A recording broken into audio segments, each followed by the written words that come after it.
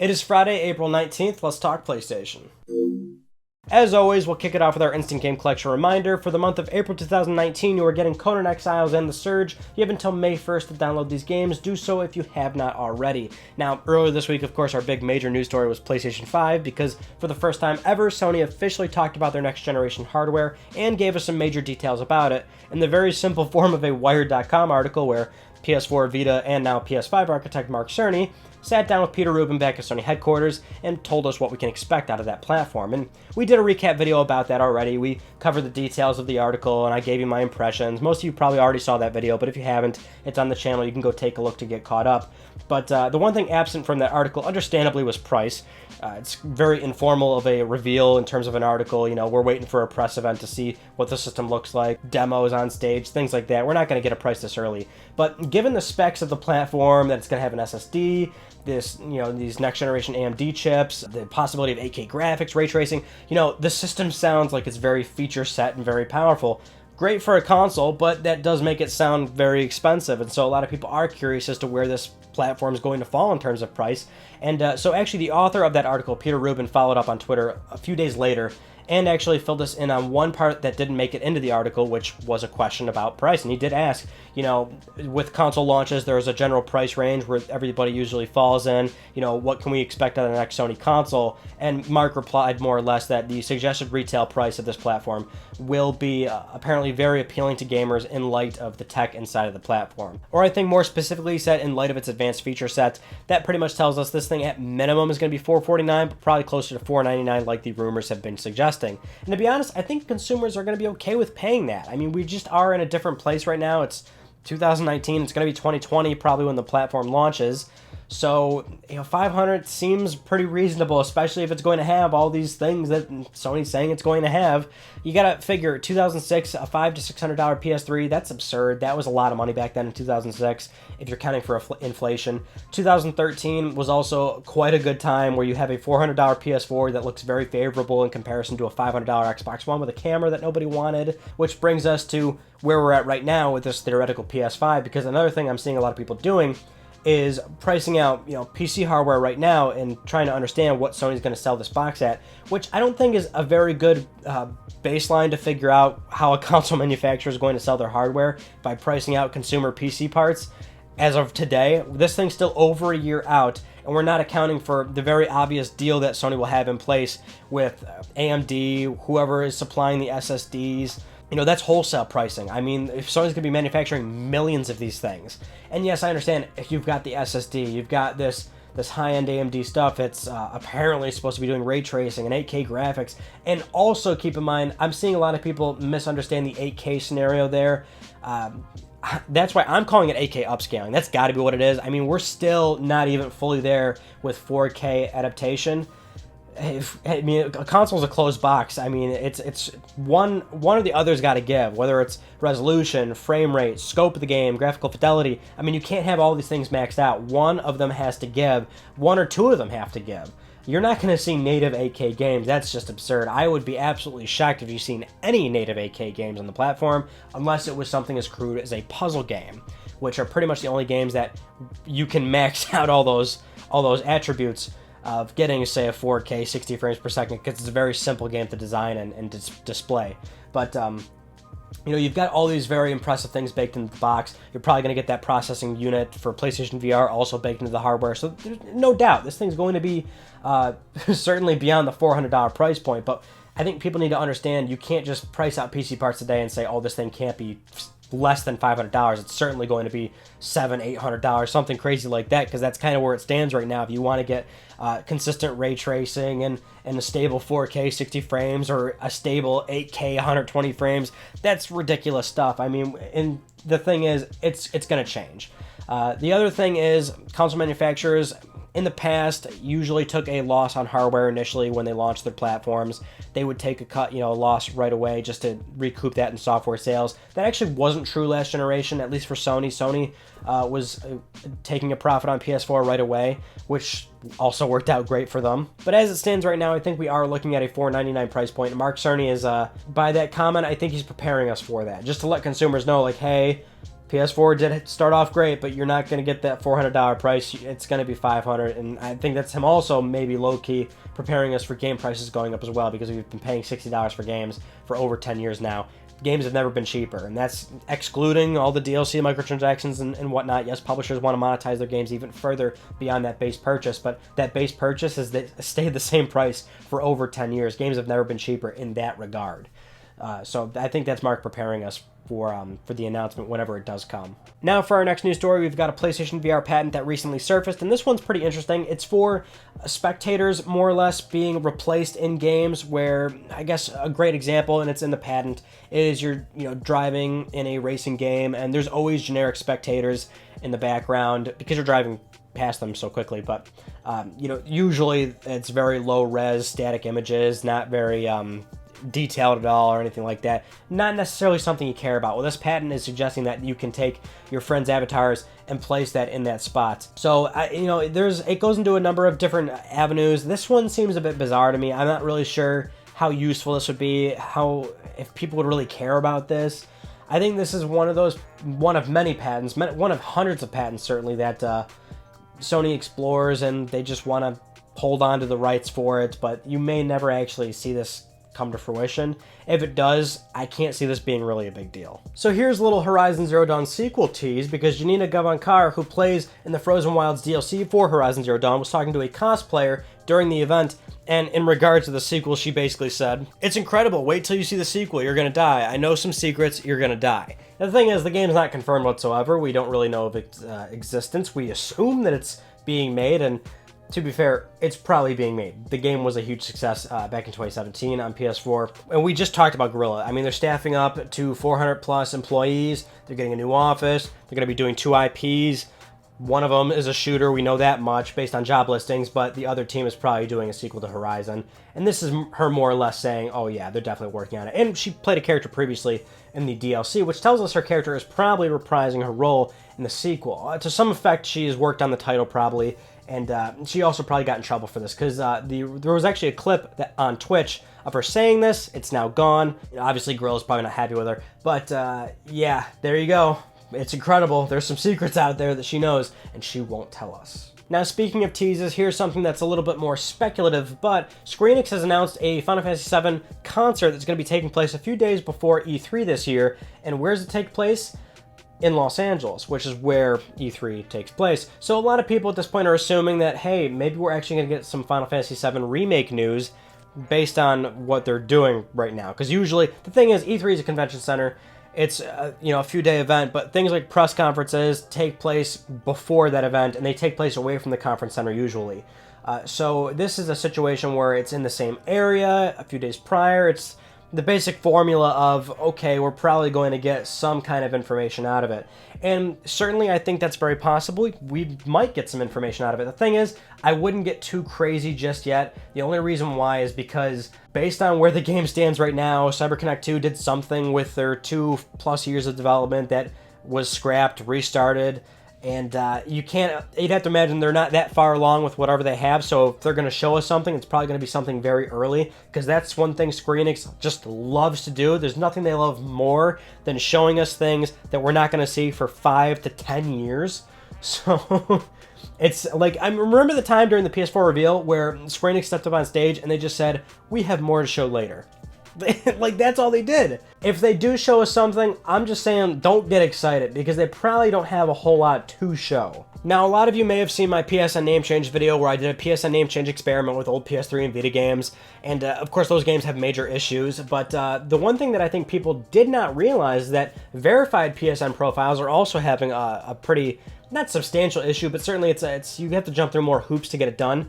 So basically, this past week, Jeff Gerstmann was on GameSpot, and at one point he remarked that PSN profiles that are confirmed and verified, which you may have noticed on PlayStation Network, people that are notable in the games industry, developers, things like that, online influencers, they have verified PSN accounts just like you'd see typically on Twitter, Facebook, or Instagram. And so actually changing your ID with those profiles is apparently a bit more complicated and actually somewhat difficult, actually, where you have to open up support tickets or something through Sony. And the other thing Jeff Gerstmann mentioned is that when he went through the process of trying to change his name as a verified PSN account, he realized that all the good names were taken. And that's another remark I'm seeing as well, that a lot of people are, excited to change their names, they're attempting to do so, but then they find out almost every name that they try, they have to add numbers or underscores or something and make it more complicated, because PSN cannot in any way, shape, or form remove IDs or accounts to make names available again. And it's on the site. I mean, they've confirmed it. Existing names cannot be unlatched, deleted, anything like that. So you've got this running count now where even one particular profile can change their name, then change their name, and change their name. And again, they're making that paper trail. They're just claiming all these names that will never again be available to anybody else. And this is really going to, I think, harm PSN long term when you want people that just are really trying to make a name that they're comfortable with, and they can't because they have to add all these stupid numbers and remarks and things. I mean, they're going to have to figure something out. I feel like this was almost a band-aid. They spent all this time distancing themselves from PS3 and Vita only to slap a band-aid on the issue, where they're only going to have a greater issue moving forward with more and more people claiming IDs that will no longer be released back into the system. So for a while now, we've been following the Sony censorship issue that's been plaguing a lot of these obscure Japanese games, and even DMC5, but more specifically with that, we don't really know for sure if that was Sony's doing or if it was Capcom's, because they keep adding and removing that lens flare from that cutscene, so not really sure what's going on, but there definitely is some new guidelines because these games are getting censored, so we just didn't really know to what extent. Well, anyway, the Wall Street Journal recently talked to a Sony spokeswoman and gave us some insight in terms of what Sony's doing and how they're cracking down on these games. So the representative was actually quoted as saying, "The company has established its own guidelines so that creators can offer well-balanced content on the platforms, and gaming does not inhibit the sound growth and development of young people." And they actually did cite two main reasons for this, one being the hashtag #MeToo movement, which has been going on recently, where women and men across the world go on social media and discuss openly about their sexual assault experiences. Very unfortunate, but is very eye-opening. And then the other one being the world that we live in today with Twitch, YouTube, things like that, where people are playing these Eastern titles, which typically, never get exposed to the West, and now more and more people are possibly seeing these games. And so that's where Sony's falling right now. They just don't want to be liable for getting lawsuits or whatever, right? They're a major multi-billion-dollar company, of course, so that's more or less where they're coming from. And it doesn't look good for them considering that Nintendo's not doing anything, Microsoft's not doing anything. Hell, Steam, PC, super open platform, pretty much anything goes there, especially if you find the right storefront. So, I mean, this is not a very good look for Sony, and I know it's a very sensitive topic, because some people are on the fence of like, okay, well, I understand that some of these games very much so should be probably censored because these girls look underage, and it's going a bit too far, and it is a different political climate, so certainly what's the problem there? But creators are being silenced, that's their vision, and that's just part of Japanese culture. It's much more accepted there than it is in the West today. And on the other end of the spectrum, people, of course, are very upset because they don't want anything to be censored. Who are you to say what we should or shouldn't see? It's really a double-edged sword, though, because I'm kind of on both sides, where it's like, yes, I don't like censorship whatsoever. In fact, I think it should be a place where it's like, hey, if you do something bad, if people don't like it, the community will speak, and you will get the consequences or repercussions that you will possibly get by creating that content or saying a bad thing or doing whatever. At the same time, though, I think they do have somewhat of a moral responsibility to say, hey, if this goes a little bit too far, we're not letting you on this platform. And we do have recent examples of some PC games that are going a bit too far, and I think a lot of us are in agreement that some of those games recently definitely shouldn't exist. They're terrible, they're awful, they're grotesque, just vile, putrid shit, right? And so that's why you've got people saying, no, we don't want this game, we don't want this content, back off, get away from us. It's tough. You can't. The thing is, and with an issue like this, there's no pleasing everybody. And I feel bad for some of these Japanese developers that are getting silenced in such a way for a culture that they're not even really a part of. I think it's a bit of a cop-out, really, on Sony's end. I really do. You've got other manufacturers that aren't doing this, so if they're going to be doing this, fine, but please tread lightly. I mean, really only do it only enforce these guidelines when you absolutely have to. And as it stands right now, it seems like they're doing it in such a way where people are hearing it, they are finding out about it, and they're not happy about it. And so I think Sony needs to really listen to the community. If people want this stuff, let it be. Moving on, Naughty Dog's Neil Druckmann posted some very interesting tweets this past week, one being a picture of the script of the game, and it says the end, confirming that the finale of the game has been shot, and another one being of Troy Baker and Ashley Johnson, who plays Joel and Ellie, confirming that their final cinematics have also been shot. So basically everything has been shot for the game, and now it needs to be put in the game to be turned into a final product. And everybody's speculating, where does this fall in terms of development? Will the game hit 2019, or will it be 2020? This doesn't tell us much. It gives us a little bit of insight, but realistically, games are very complex things to make. There's many scopes of development, and there could be a situation where maybe this was the final pickup shot, or maybe this wasn't a pickup shot, and they might have to do those later. And there's still various other avenues of the game, like gameplay still being fine-tuned. Who knows how far along that is? Who knows how far along final textures and things like that are being done? Sure, the final cinematics have just been wrapped up, but can they get that wrapped up to the point where the entire game can be done and shipped within this calendar year? That's where it gets a little bit iffy. And we did talk about this 2 weeks ago, where The Last of Us Part 2 was on Sony's website on a 2019 list, where pretty much all these games were listed for 2019, except, The Last of Us Part 2 was an outlier there, and then it was later removed, so a lot of us were assuming that that's probably the targeted window where they want to release the game. And you got to understand, as a publisher and developer in Sony and Naughty Dog, they do have an idea of when they want to release the game. But as we've been mentioning for a while now, every publisher and developer is wised up to not giving out a release date or even a release window until they're confident they're going to hit that date. So as it stands right now, Neil loves to post these milestones on Twitter. He's been pretty vocal about that. He does that a lot, actually, and that's cool. I always love that insight. I love seeing the creation of the game, the trials and tribulations of getting to launch. I love that stuff, so that's cool, but this doesn't really tell us much. The game could still very much so not hit 2019.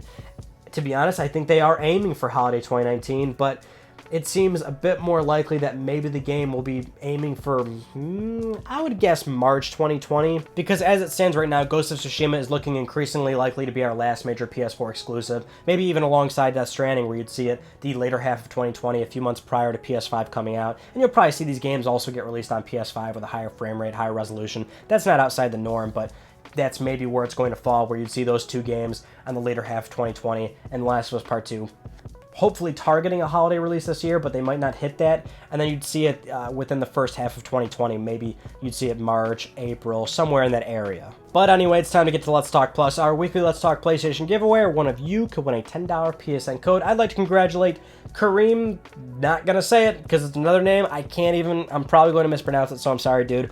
But you are the winner of the $10 PSN code. I'll be contacting you very soon on Twitter or email, so be on the lookout for that. Now, if you would like to win a $10 PSN code, it is very simple. We do this every single week on Let's Talk PlayStation. Follow the link down below to the Gleam website. A number of ways of supporting the channel will get you an entry. Stay tuned next week so you might win a $10 PSN code, because I am trying to pay for your games. Those are all the news stories I want to talk about with you guys from this past week. So yeah, we had 2 videos recently. We covered up the PS5 stuff on that Wired.com article, and that's a good recap. So if you don't really know what's going on, or if you want to get brought up to speed, go check that video out. And remember, this is official stuff now, no longer rumors. So we actually have an idea of what PlayStation 5 is going to be like. But also, our Tuesday video was the PSN name change test video. So I played a bunch of old PS3 and Vita games to see what that name change does to all those old games that do not support the name change feature, which is great because I just love having a corrupted PlayStation 3 hard drive. I just love having problems. I just love it because now I have to try and save that data, because that's the thing, is that there is a way to save that data if you've exhausted all the options on PS3. You just have to do it on PC and do it sector by sector, which is a bit of a pain, so I'll have to find some time to do that at some point. But for Tuesday's upcoming video, I don't know. I'm once again in a situation where I don't know what that video is going to be, but as always, tune in Tuesday to find out what it is. So that's pretty much it. That concludes this week's episode of Let's Talk PlayStation. I'm Ryan Padecki. Thank you all so much for talking with me, and I will see you all next Friday.